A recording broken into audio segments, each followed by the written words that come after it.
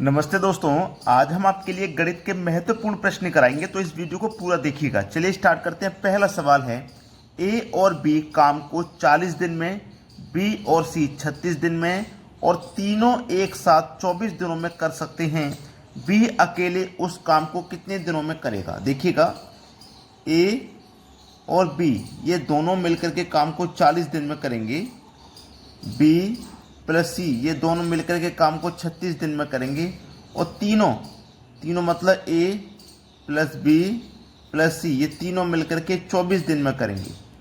तो बी अकेला कब करेगा ये पूछा है। देखिएगा, आपको इन सब का एलसीएम लेना है जिससे कि ये पता चल जाए काम कितना है। इन सभी का आप एलसीएम लोगे, एलसीएम आएगा 360। ठीक है, इसका मतलब टोटल वर्क जो है वो 360 है।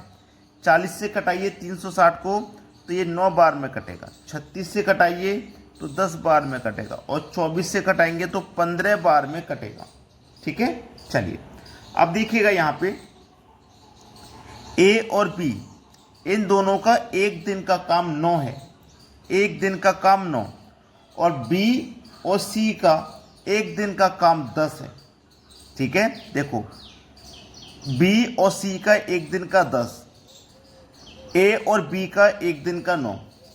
ये जो ए और बी हैं ये दोनों का मिलाकर के एक दिन का काम 9 है और तीनों का मिला के 15। तो देखो सी का कितना हो जाएगा, 6 हो जाएगा कि नहीं, तभी तो ये मिला के 15 होगा। ठीक है, अब टोटल काम है 360। बोला है बी कितने दिनों में करेगा, यही तो बोला है, बी कितने दिन में करेगा। अब समझ लीजिए सवाल को। देखिएगा, बी और सी और ये ए और बी, अब समझिए ए और बी दोनों का काम कितना है भैया? दोनों का काम है, यहाँ पे दोनों का काम है 9। बी और सी का काम है 10। ठीक है, बी और सी का काम 10 है। अब देखो, जब सी का काम हमारा 10 है, वो सी का काम हमारा 6 है, तो बी का कितना होगा भैया? 4 होगा, तभी तो दोनों का मिला के 10 होगा। हमें जब पता चल गया सी का काम 6 है तो यहाँ भी 6 होगा सी का काम, बी का काम 4 है तो यहाँ भी 4 होगा। दोनों का मिला के 9 है तो बी का 4 तो ए का 5 होगा, तभी तो दोनों का मिला के 9 होगा। अब टोटल काम है आपका 360। बोला है बी अकेला कितने दिन में करेगा, तो देखो बी अकेला, बी कितना करता है? एक दिन में 4 काम करता है, तो 360 को कितने दिन में करेगा? 4 नेम 36 और 1 0, 90 दिन में करेगा। ये आपके सवाल का हो जाएगा सही जवाब, बी ऑप्शन। प्रश्न सभी को समझ में आ गया। अब देखते हैं अगला सवाल। अगला सवाल है, 1 के बटे में 3 गुने 4, 1 के बटे में 4 गुने 5, 1 के बटे में 5 गुने 6, 1 के बटे में 6 गुने 7, 1 के बटे में 7 गुने 8। ये प्रश्न दिया गया, तो इसको करना क्या है? आप 1 के बटे में 3 लिखो और 1 के बटे में ही 4 लिखो। ये दोनों संख्याएं 1 के बटे में ही तो हैं। ठीक है, ये दोनों संख्या 1 के बटे में, और बीच में क्या लिखो? माइनस। ठीक है, चलिए प्लस है ये बीच में, ये 1 के बटे में 4 लिखो। ठीक है, और 1 के बटे में 5 लिखो, बीच में क्या आएगा? माइनस।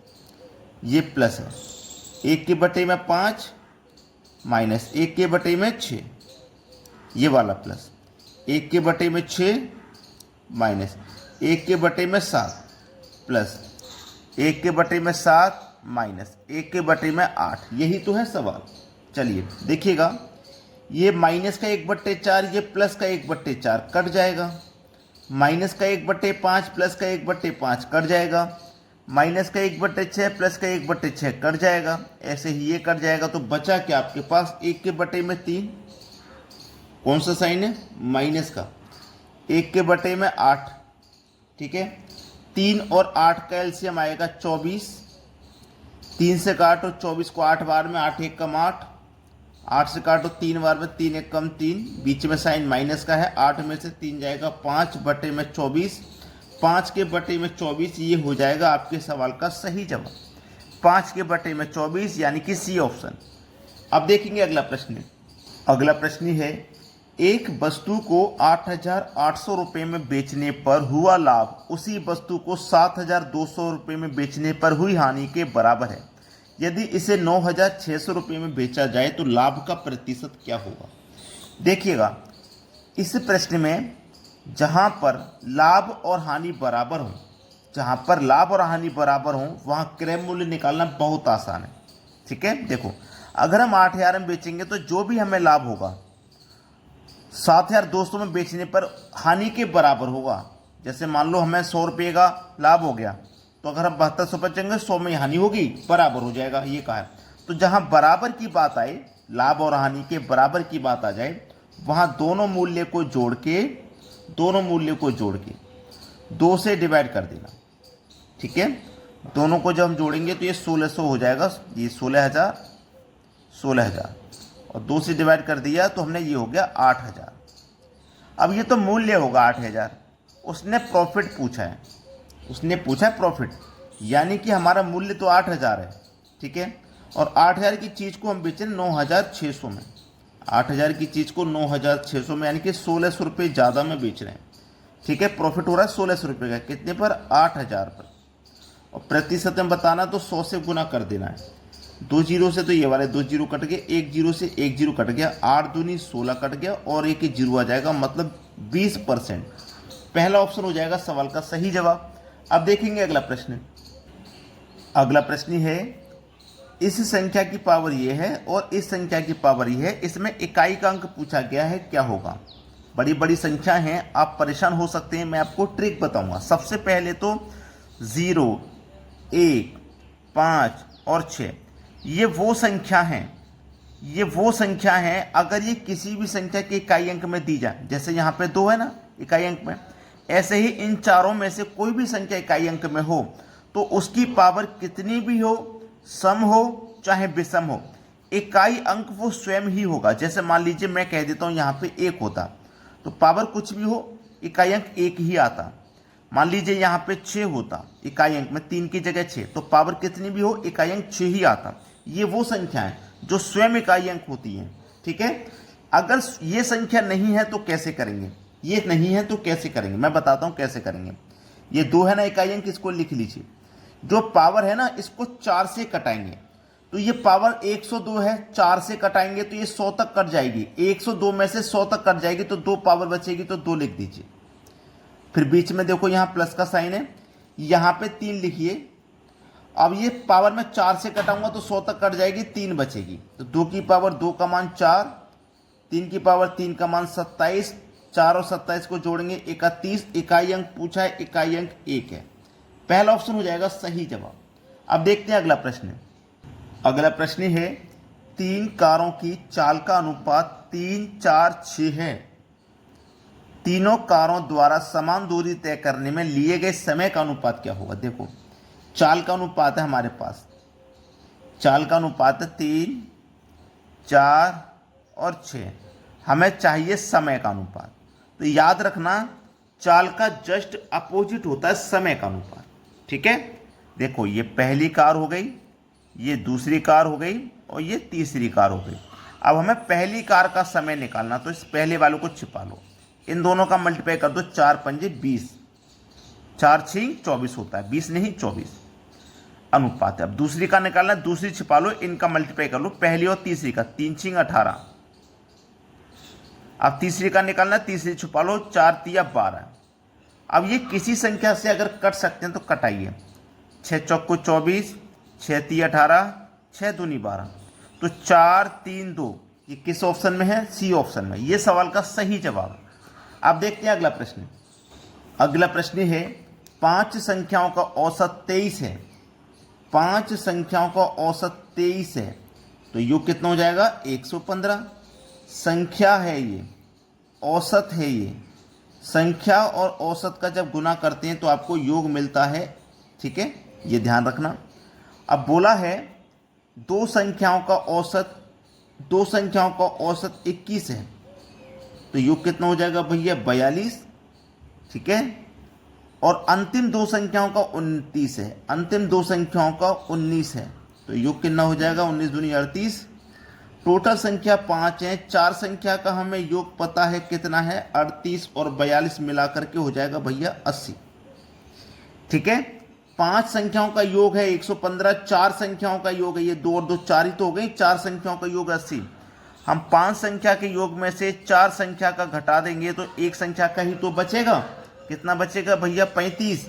पहला ऑप्शन हो जाएगा सही जवाब। अब देखते हैं अगला सवाल। अगला सवाल है, समान क्षमता की 3 बोतलें जिनमें दूध और पानी का मिश्रण 2:5, 3:4 और 4:5 के अनुपात में इन तीनों बोतलों को एक बड़ी बोतल में खाली कर दिया जाता है। बड़ी बोतल में दूध और पानी का अनुपात क्या होगा? देखो, दूध और पानी यानी कि मिल्क और वाटर, पहला अनुपात है 2:5 का, दूसरा है 3:4 का, ठीक है, चौथा है 4:5 का, यही तो है। चलिए यहाँ पर इन दोनों का योग करेंगे तो कितना हो जाएगा भैया? 7, इनका योग भी 7 और इनका योग 9 हो गया, ठीक है। चलिए इनका आप एलसीएम ले लीजिए तो 63 आ जाएगा। 7 से काटो 9 बार में, 7 से काटो 9 बार में, 9 से काटो 7 बार में, ठीक है। मिल्क और वाटर, यही तो है, मिल्क और वाटर। चलिए यहाँ पे चेक करिए मिल्क और वाटर का, ठीक है। अब देखिएगा ये मेरे पास कितना है, ये मेरे पास कितना है? 9, ठीक है। इस 9 का गुना मैं मिल्क से करूंगा, ये मिल्क और वाटर का ही निकालना है। इस 9 का अनुपात 2 से करूंगा, 9 दूनी 18, और वाटर का निकालना है तो वाटर वाले अनुपात से करूंगा, 9 पंजे 45। समझ गए ना बात को? चलिए अब दूसरे का निकालना है तो 9 से मैं करूंगा मिल्क वाले में, 9 तिया 27, ठीक है, और 9 चौक 36। वाटर का निकालना है तो वाटर वाले अनुपात में मल्टीप्लाई करना है, 7 चौक 28 और 7 पंजे 35। सभी को जोड़ लो, इन सबको जोड़ेंगे तो 73 आ जाएगा, इन सबको जोड़ेंगे 116 आ जाएगा, ठीक है। 73 और 116 मिलेगा बी ऑप्शन में, ये हो जाएगा सवाल का सही आंसर। कर लोगे ना? इस टाइप का सवाल आएगा तो। अब देखते हैं अगला सवाल। अगला सवाल है, 7 गुने 14 गुने 21 777 में शून्यों की संख्या कितनी होगी? शून्यों की संख्या कहा गया है। और देखिएगा ये 7, ये 14, ये 21 और ये 777, सभी में देखो आपका गैप दिया गया है, ये 7 का टेबल में चल रहा है, ठीक है। इसका अगर आप फैक्टर करोगे तो 7 गुने 1, इसका करोगे तो 7 गुने 2 और इसका करोगे तो 7 गुने 3 हो जाएगा। ऐसे इसका करोगे तो 7 गुने 110 हो जाएगा, ठीक है। क्लियर है इतना? 7 के फैक्टर में है ये। अब जब ये 7 के फैक्टर में है, अब इसमें से देख लीजिए कॉमन क्या है, 7 की पावर 110, यानी कि हम 1 से लेकर 110 तक जा रहे हैं, तो 7 की पावर 110 हमने ले लिया। जब 7 की पावर हमने 110 ले लिया, अब क्या बचा? 1 से लेकर 110 तक संख्या बची, 1 गुने 2 गुने 3, ऐसे कहाँ तक बची? 110 तक संख्याएं बची हैं हमारे पास, 1 से 110 तक, ठीक है। यही तो संख्याएं बची हैं हमारे पास। अब जब हमारे पास ये संख्याएं बची हैं तो प्रश्न को करना है बहुत आसान। प्रश्न को करना आसान है कि नहीं? बिल्कुल आसान है, ठीक है। देखिएगा, जब हम शून्यों की संख्या निकालते हैं, याद रखें, जब हम शून्यों की संख्या को निकालते हैं तो कैसे निकालते हैं? जो संख्या है हमारे पास 110, मैंने उसको लिख लिया, इसमें हमेशा 5 से भाग देना है। 5 से भाग देंगे तो ये 22 बार में कट जाएगा। ये जो 22 निकल के आया है इसमें भी 5 से भाग जा सकता है, तो फिर से हम 5 से भाग देंगे, 5 चौक को 20, 4 बार में कट जाएगा। 2 शेष बच गया, उससे कोई मतलब नहीं, जब तक भाग जाता है तब तक देते हैं। 22 और 4 मिलकर के हो गया 26, यानी कि 26 शून्यों की संख्या कितनी हो जाएगी? 26 हो जाएगी। ये बिल्कुल सही आंसर है। अब देखते हैं अगला प्रश्न। अगला प्रश्न है, यदि किसी पुस्तक का मूल्य कलम के मूल्य से 16.2/3% अधिक है, यदि 9 पुस्तक का मूल्य 10 कलम के मूल्य से अधिक है या कम, कितना होगा? अधिक या कम कितना होगा? चलिए 16.2/3%, इसकी फ्रैक्शन वैल्यू क्या होती है? 3, 16 मल्टीप्लाई करो, 16 3 48, 2 जोड़ो 50, बटे में कितना? 3।